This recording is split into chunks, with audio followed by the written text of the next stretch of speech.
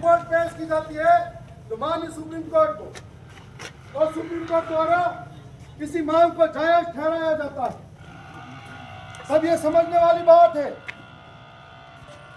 समझने वाली बात यह है कि क्या न्यायपालिका व्यवस्था सत्ताधारी पार्टियों के इशारे पर फैसला देने लग गई है?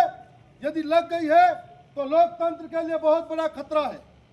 और उसके बाद में आज भी जब केंद्रीय पर्यावरण मंत्री जी बयान देते हैं तो बयानों में आज भी स्पष्ट नहीं करते हैं कि कांग्रेस के समय में जो कमेटी ने कहा था क्या वो सही है या गलत है।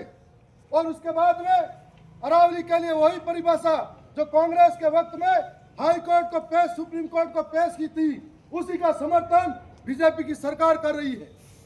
और इस दौरान हमको और आपको समझना पड़ेगा कि अरावली बचाने के लिए हमारे लिए सबसे ज्यादा महत्वपूर्ण क्यों है, क्योंकि हम आदिवासी हैं। इस अरावली की गोद में पले पड़े हैं, बड़े हुए हैं।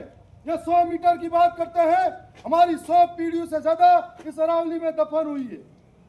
हमको समझना पड़ेगा कि जब अरावली बचाने की बात आती है, हम आदि अनादि काल से इस धरती के वारिस, अरावली का विकास जब हुआ तब से इस मानव बीज के अंदर हम भी उपजे थे।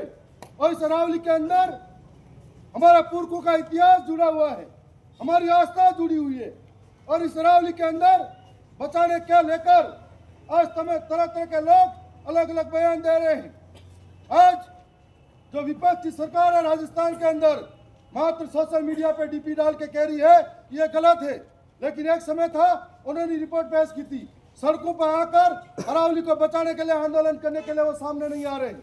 वो इसलिए नहीं आना चाहते क्योंकि ये दोनों मिले जुले हैं। ये पूंजीपतियों के इशारे पर इस अरावली को खोखला करना चाहते हैं, लेकिन सरकारों को बता देना चाहते हैं ये वही अरावली की पहाड़ियां हैं जिन पहाड़ी के अंदर पूरे भारत के अंदर यदि कोई एक रियासत जो कभी गुलामी स्वीकार नहीं करती है वो मेवाड़ रही है। और उस रियासत के अंदर इसलिए गुलामी स्वीकार नहीं करती है क्योंकि वहां पर राणा पुंजा के भील राणा पुंजा और महाराणा प्रताप द्वारा अरावली की पहाड़ी में लगातार संघर्ष किया गया था। और इस संघर्ष के बाद इस अरावली पहाड़ी को बचाने के लिए हमारे पुरखों के बलिदान, हमारे पुरखों का शौर्य, पराक्रम और त्याग जुड़ा हुआ है। और जब उस वक्त अरावली की पहाड़ी के अंदर हमारे पुरखों ने शीश कटाए थे तब किसी से नहीं डरे थे। इस सरकारों के फैसलों से ये आदिवासी भी किसी से डरने वाला नहीं है। ये हम सरकार हमको समझना होगा ये अरावली गुजरात के खेड़ बर्मा से राष्ट्रपति भवन तक फैली हुई है।